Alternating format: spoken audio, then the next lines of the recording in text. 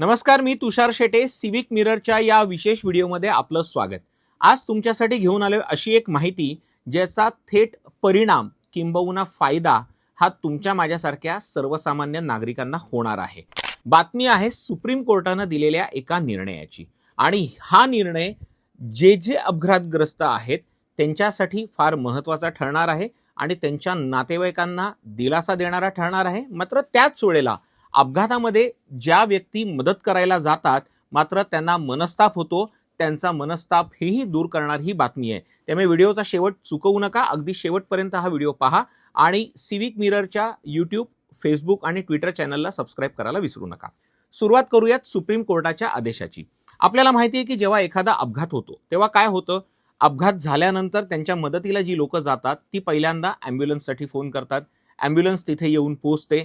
मग तिथे ॲम्ब्युलन्समध्ये डॉक्टर असतील, काही लोक असतील, तर ते सांगतात की ही ॲक्सिडेंटल केस आहे, पहिल्यांदा तुम्हाला पोलिसांना बोलवायला पाहिजे. मग पोलीस येईपर्यंत वाट बघावी लागते. जर कदाचित ॲक्सिडेंट फारच सिरियस असेल आणि ॲम्ब्युलन्समधली लोक चांगली असतील तर त्या पेशंटला ते हॉस्पिटलमध्ये घेऊन जातात. मात्र हॉस्पिटलमध्ये गेल्यानंतर पुन्हा डॉक्टरही तेच सांगतात, कारण की कायद्यामध्ये येतो. डॉक्टर सांगतात की जोपर्यंत पोलीस रिपोर्ट होणार नाही तोपर्यंत आम्हाला ट्रीटमेंट देता येणार नाही, आणि या सगळ्या प्रकारामध्ये वेळ जातो, ज्याला ॲक्सिडेंटच्या भाषेमध्ये गोल्डन आवर म्हणतात. आणि हा जर गोल्डन आवर म्हणजे सगळ्या डॉक्टरांचं म्हणणं असं आहे की जर गोल्डन आवरमध्ये रुग्णांना उपचार मिळाले तर त्यांचा जीव वाचू शकतो. मात्र गोल्डन आवर हा फुकट कुठे जातो? हा सगळा पोलिसांशी कोऑर्डिनेशन करा, ॲम्ब्युलन्सशी कोऑर्डिनेशन करा, हॉस्पिटलशी कोऑर्डिनेट करा, ॲम्ब्युलन्स येईपर्यंत वाट बघा, याच्यामध्ये हा गोल्डन आवर फुकट जातो. आणि असं होऊ नये, रुग्णांना तात्काळ उपचार मिळावेत यासाठी आता सुप्रीम कोर्टानं स्वतः पुढाकार घेतलेला आहे. सेव्ह लाईफ फाउंडेशन या NGOनं एक पिटिशन दाखल केलेली होती. त्यांच्या या पिटिशनवरती उत्तर देताना, निर्देश देताना सर्वोच्च न्यायालयानं हे कठोर आदेश दिलेले आहेत.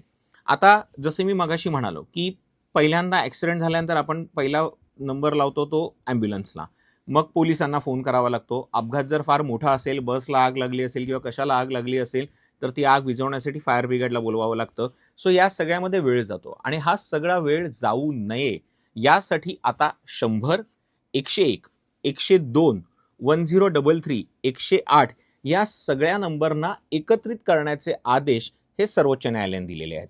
सर्वोच्च न्यायालयाचं म्हणणं अगदी स्पष्ट आहे की एखादा अपघात जर झाला तर गोल्डन आवर्समध्ये रुग्णाला उपचार मिळावेत, आणि त्यांनी आता हे सगळं करून 112 हा नंबर, इंटिग्रेटेड नंबर सुरू करण्याचे आदेश सगळ्या राज्यांना आणि केंद्रशासित प्रदेशांना दिलेले आहेत.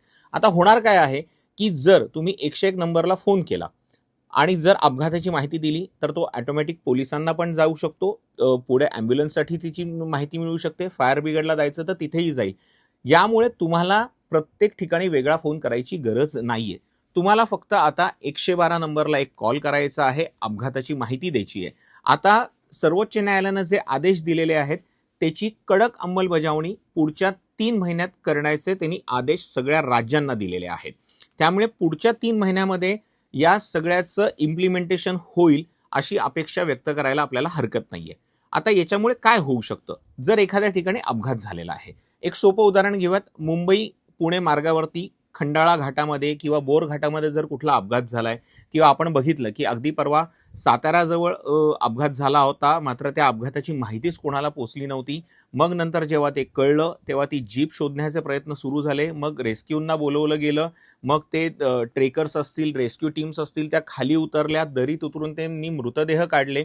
आता विचार करा, ही जर माहिती जर एकाच वेळेला सगळ्यांना मिळाली असती तर ज्या NGO आहेत, जे ट्रेकर्स आहेत, जे मदतीला नेहमी सदैव तत्पर असतात, ते त्या ठिकाणी पोचले असते, ॲम्ब्युलन्स तिथे पोचली असती.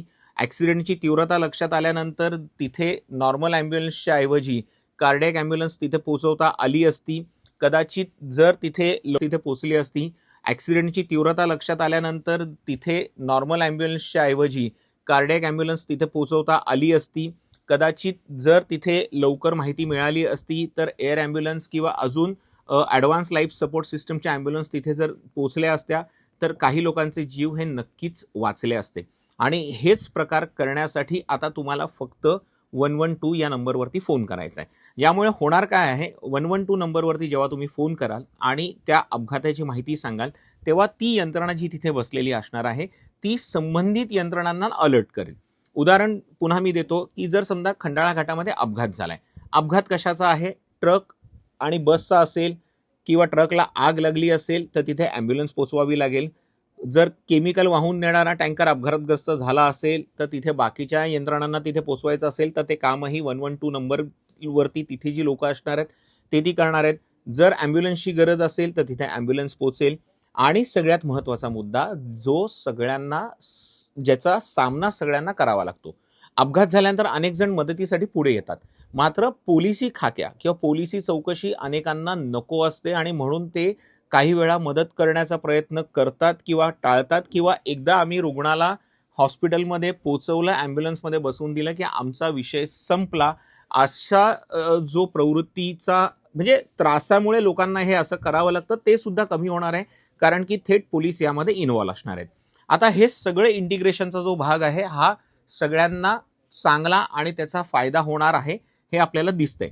मात्र यामध्ये वाहतूक तज्ज्ञ किंवा ज्यांनी अपघाताविषयी सखोल अभ्यास केलेला आहे आणि अपघात कमी करण्यासाठी वारंवार प्रयत्न जे करतायत त्या तन्मय पेंडसेंनी याबाबतीत काही शंका उपस्थित केलेल्या आहेत. नेमकं त्यांचं म्हणणं काय ते आपण पाहूयात.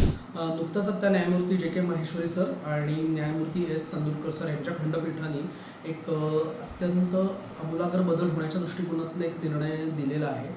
त्या निर्णयामध्ये आपत्कालीन सेवांसाठी म्हणजे ट्रॉमा केअर सेवेवरती ह्याच्यामध्ये विशेष करून भर देण्यात आलेला आहे. कारण वेळेवरती आपत्कालीन उपचार मिळणं हा संविधानाच्या कलम 21 अंतर्गत नागरिकांच्या जगण्याचा हक्काचा महत्त्वाचा भाग आहे आणि तो त्यांचा अधिकार आहे असं खंडपीठाने स्पष्ट केलं आहे. कारण ट्रॉमा केअर युनिट जी आहे ट्रॉमा केअर फॅसिलिटी जी आहे ती त्याची एकसमान देशभरात रचना निर्माण करणे, जनजागृती वाढवणे आणि प्रथमोपचाराचं मानकीकरण करणे अशा पद्धतीचे ह्या बाबी अत्यंत आवश्यक आहेत असं खंडपीठाने स्पष्ट केलं आहे. आता 112 नंबर, आता आपल्याकडे वेगवेगळे नंबर होते. आता 100 नंबर होता आपल्याकडे, हा होता मुख्यतः पोलिसांसाठी. 101 नंबर जो आपल्याकडे आहे तो अग्निशमन दलासाठी. 108 नंबर जो आहे तो आपल्याकडे होता ॲम्ब्युलन्ससाठी. त्याच्यानंतर 102 नंबर, 1033 नंबर, 1091 असे विविध प्रकारच्या हेल्पलाईनचे नंबर हे आपल्याकडे होते. आता ते अंडर वन रूफ म्हणजे एकच नंबर आपल्याला जेव्हा अशा पद्धतीची आपत्कालीन सेवेची गरज आहे तर एकच नंबरवरती आपण कॉल करून ती घेता येऊ शकणार आहे अशा पद्धतीचे निर्देश दिलेले आहेत. आणि याच्यासाठी केंद्राला सांगितलेलं आहे की तुम्हाला एक वैद्यकीय बचाव प्रोटोकॉल निर्माण करायचा आहे. आता त्याच्यामध्ये आरोग्य मंत्रालय आणि वाहतूक मंत्रालय जे आहे आपलं रस्ते वाहतूक, तर त्यांनी ह्याच्यामध्ये महत्त्वाचं दायित्व त्यांना दिलं आहे. तसंच ह्याच्यात निरीक्षण देताना एक गुड समर्टियन लॉ जो आपल्याकडे होता त्याची प्रभावी अंमलबजावणीसुद्धा करायला सांगितलेली आहे. पण बऱ्याच वेळा असं होतं की ॲक्सिडेंट झाल्यानंतर प्रत्यक्षदर्शी असतात ते हॉस्पिटल आणि पोलिसांकडनं होणाऱ्या त्रासामुळे कधी पुढे येत नाहीत आणि त्यांना कुठल्याही प्रकारे संकोच होऊ नये ह्यासाठी एक वेगळा कक्ष पुढच्या 3 महिन्यामध्ये सुरू करण्यात यावा असं सुद्धा स्पष्ट निर्देश हे त्या खंडपीठाने दिलेले, जी अत्यंत एक चांगली आहे. आणि मी म्हटलं तसं की या प्रकरणात केंद्र सरकार ज्याच्यामध्ये आरोग्य मंत्रालय आणि रस्ते वाहतूक व महामार्ग मंत्रालय यांना खूप महत्त्वाचं दायित्व दिलेले आहे. आणि हे केल्याने आता काय होणार आहे की सर्वोच्च न्यायालयाचा हा जो आदेश आहे त्या आपत्कालीन सेवांच्या क्षेत्रात ऐतिहासिक एक बदल घडवणारा ठरेल असं एक मला रस्ते अभ्यासक म्हणून वाटतं. त्यामुळे दुर्घटना असेल, आजारपण असेल किंवा इतर संकटांच्या वेळी एकाच नंबरवरती कॉल करून जो रिस्पॉन्स टाईम आहे जो पूर्वी कदाचित जो जास्त होता आता तो रिस्पॉन्स टाईम कमी व्हायला आणि वेळेत सुविधा मिळायला आपल्याला मदत होईल. याच्यातनंही मोठी ती आशा निर्माण झालेली मला जाणवते. रुग्णवाहिकांना ट्रॅकिंग डिव्हाइसेस पण लागणार आहेत की जेणेकरून आपल्या आजूबाजूला आपत्कालीन परिस्थितीमध्ये कुठली रुग्णवाहिका जवळ आहे ह्याचंही आपल्याला एक मॅपिंग होईल. सो एक रस्ते अभ्यासक म्हणून मला हा निर्णयाचं निश्चितपणे स्वागत करावं असंच वाटतं. कारण 10 वर्षापूर्वी माझ्या घरातल्या 2 व्यक्ती मी रस्ते अपघातात गमावलेले आहे. त्यामुळे त्याची ग्रॅव्हिटी आणि झळ काय मला पोचलेली आहे हे मला निश्चितपणे जाणवतं. ह्यांनी एक खूप चांगली एकसमान यंत्रणा ट्रॉमा केअरच्या बाबतीत आपल्या देशभरात तयार होईल याची मला निश्चितपणे आशा वाटते. आणि आपण या खंडपीठाचं स्वागत करूयात. आणि दिल्ली बेस्ट एक NGOनी या संदर्भामध्ये ती याचिका दाखल केली होती आणि त्यांच्या मागणीला यश आलं आहे. सो त्यांचं पण अभिनंदन. आणि निश्चितपणे ह्या सगळ्या पूर्ण प्रणालीमुळे रस्त्यांवरती होणाऱ्या मृत्यूंचं जे प्रमाण आहे ते कमी होईल, आपत्कालीन सेवा ज्या आहेत त्या लवकर मिळतील अशी अपेक्षा आपण बाळगायला हरकत नाही आहे. तर आपण बघितलं तन्मय पेंडसेंचं म्हणणं काय होतं. त्यांचाही मुद्दा अगदी तोच होता की या सगळ्यांचं इंटिग्रेशन जर योग्य पद्धतीनं झालं तर त्याचा नक्कीच फायदा होऊ शकतो. महाराष्ट्रामध्ये अपघातांची संख्या ही दिवसेंदिवस वाढते आहे. महामार्ग झालेले आहेत, मात्र बेदरकारपणे वाहन चालवण्याचे प्रकार काही कमी झालेले नाही आहेत.